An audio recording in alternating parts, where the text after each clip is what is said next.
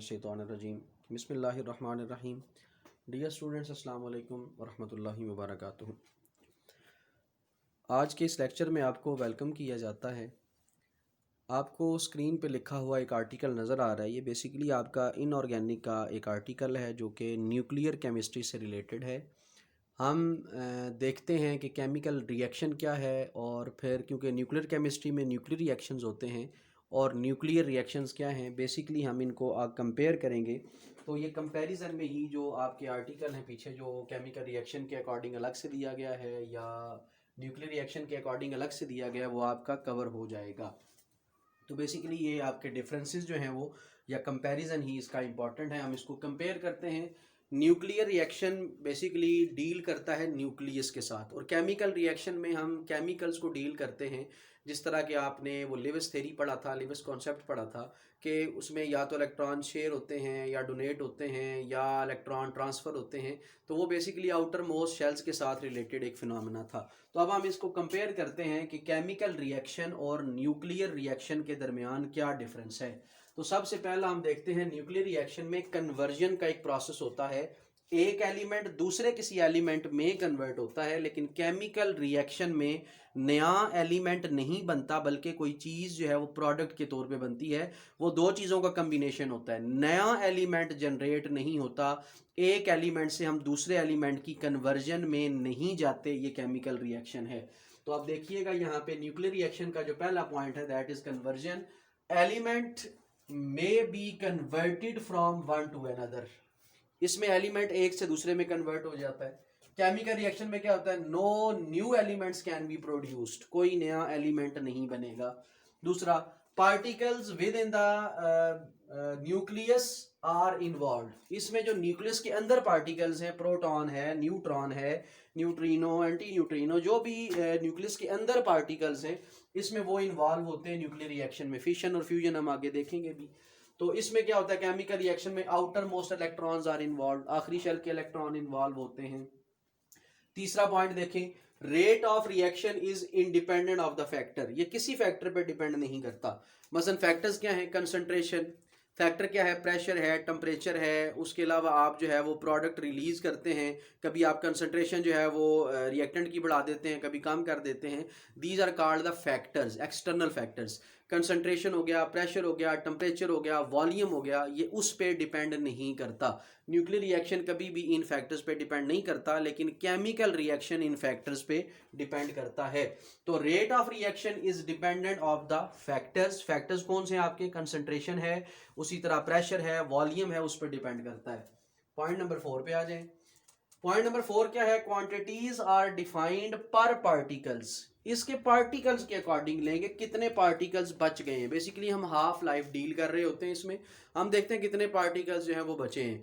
तो लेकिन chemical reaction में क्या होता है, क्वांटिटीज आर डिफाइंड पर मोल। कितने मोल इस्तेमाल हुए हैं, कितने मोल यूज किए गए हैं, कितने एवोगैड्रोस नंबर इस्तेमाल किए गए हैं। केमिकल रिएक्शन में हम इन चीज़ों को डील करते हैं।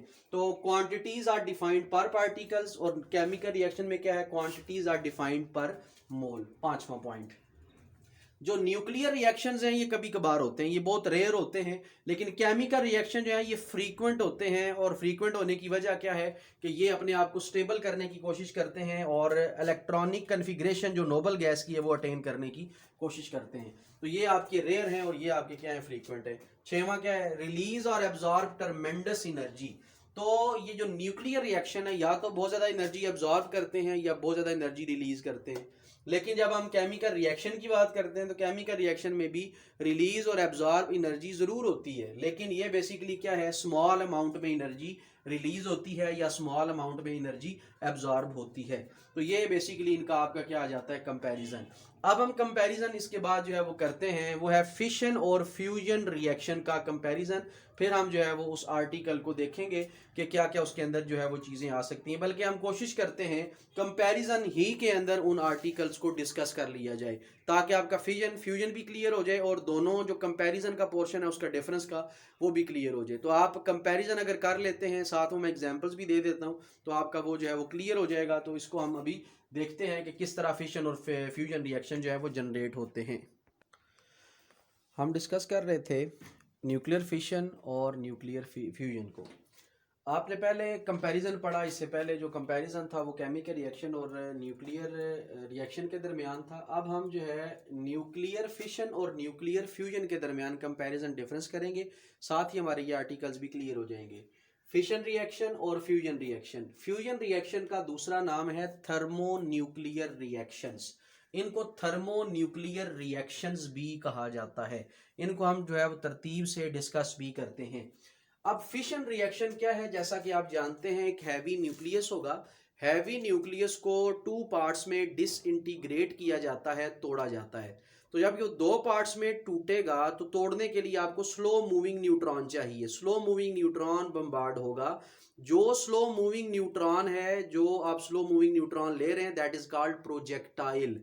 उसको प्रोजेक्टाइल जो है वो हम कहते हैं। प्रोजेक्टाइल जो है वो इस्तेमाल की जाती है टर्म उसके लिए।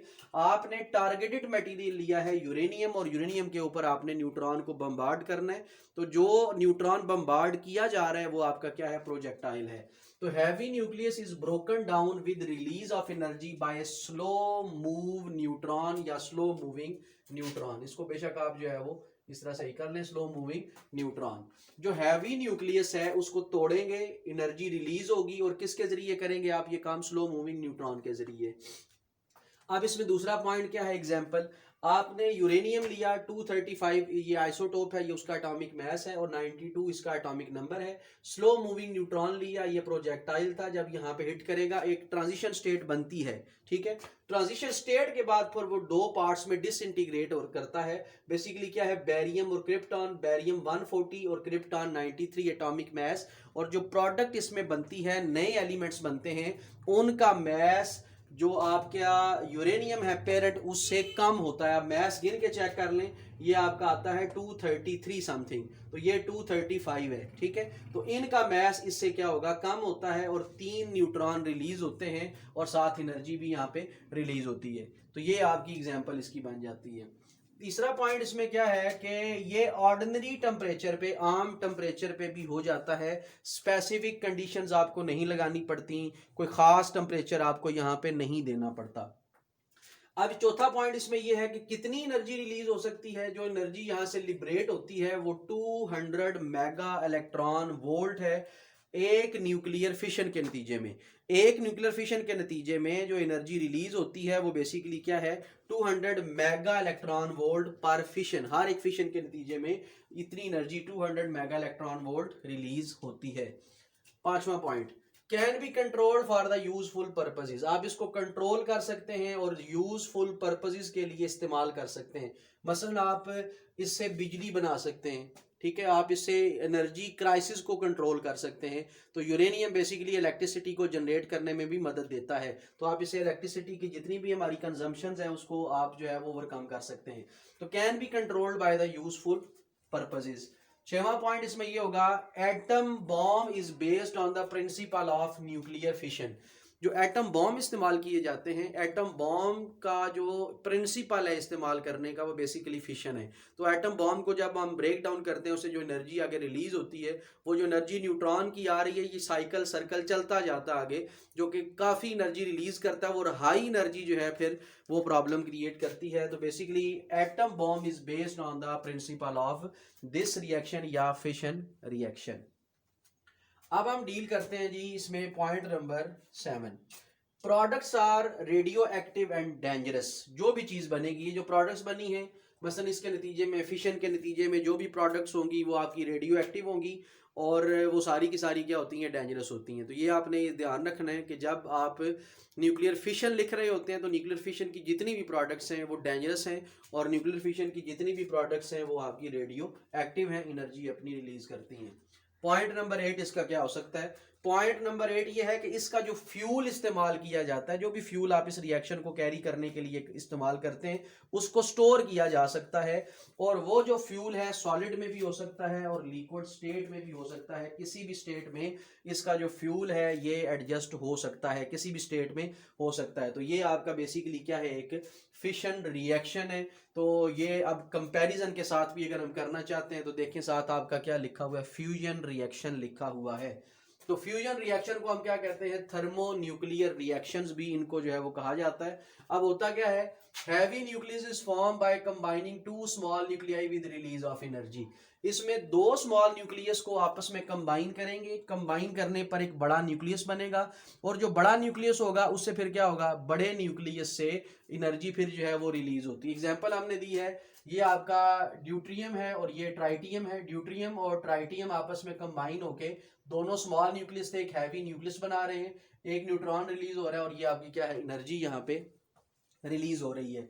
तो इस रिएक्शन को हम DT रिएक्शन भी कहते हैं, ड्यूट्रियम ट्राइटियम रिएक्शन, ठीक है, या ड्यूट्रियन ट्राइटियम रिएक्शन भी इनको कहा जाता है। और अगर दो आपके ड्यूट्रियन कंबाइन होते हैं तो उसको DD रिएक्शन कहा जाता है। उसमें प्रोडक्ट्स जो हैं वो मुख्तलिफ आती हैं, वो मैं बाद में आपको यहाँ पे जब ये कर जाऊंगा तो फिर नीचे आपको मैं लिख के बता देता हूँ कि कौन कौन सी प्रोडक्ट जो हैं वो उसकी बन सकती हैं।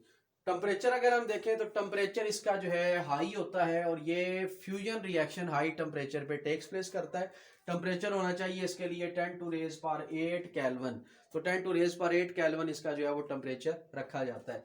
और फोर्थ पॉइंट ये है कि इसमें जो एनर्जी लिबरेट होती है, एनर्जी निकलती है, वो लो होती है, वो कितनी है, 3 to 24 मेगा इलेक्ट्रॉन वोल्ट, और ये हर फ्यूजन रिएक्शन के नतीजे में निकलती है। 3 से लेकर 24 मेगा इलेक्ट्रॉन वोल्ट एनर्जी जो है वो रिलीज होती है।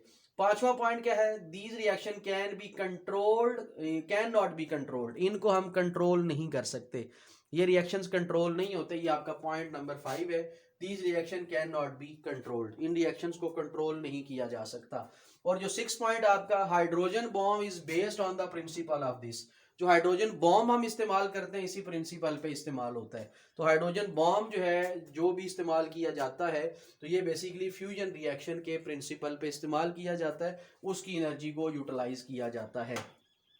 क्योंकि हमारा ये आर्टिकल इस तरह का, हम इसमें जो है वो मजीद डिटेल में नहीं जा सकते, सिंपल सी इसमें चीज़ें जो है वो हम डील कर रहे हैं। सातवां क्या है, प्रोडक्ट्स आर नॉट डेंजरस, इसकी जो प्रोडक्ट्स होंगी ये डेंजरस नहीं होती। और आठवां इसका पॉइंट ये है, fuel can not be stored, जो फ्यूल है वो स्टोर इसका नहीं किया जा सकता, इसके फ्यूल को आप स्टोर नहीं कर सकते। और जो है इसका फ्यूल बेसिकली क्या होता है, प्लाज्मा स्टेट में होता है, और जो हम फ्यूल इस्तेमाल करते हैं फ्यूजन रिएक्शन के लिए वो किस स्टेट में होगा, प्लाज्मा स्टेट में जो है वो रखा जाता है। तो ये बेसिकली आपका फिशन रिएक्शन और फ्यूजन रिएक्शन है। अब हम जो है वो यहाँ पे DD रिएक्शंस की कुछ टाइप्स कर सकते हैं, ये कंपैरिजन आपके सामने है। अब यहाँ से मैं DD जो रिएक्शंस हैं उनके बारे में आपको बता देता हूँ कि किस तरह हम DD रिएक्शंस को डील कर सकते हैं।